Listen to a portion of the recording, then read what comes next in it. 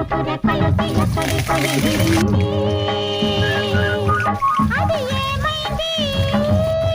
తన మనిషిని వెతుకుతూ ఇక్కడొచ్చి వాలింది.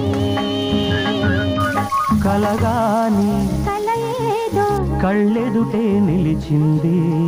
అది నీలో మమతను నిద్దురలేపింది. అరే ఏమైంది? ఒక మనసుకు రెక్కలొచ్చి ఎక్కడికో ఎగిరింది. అది ఏమైంది?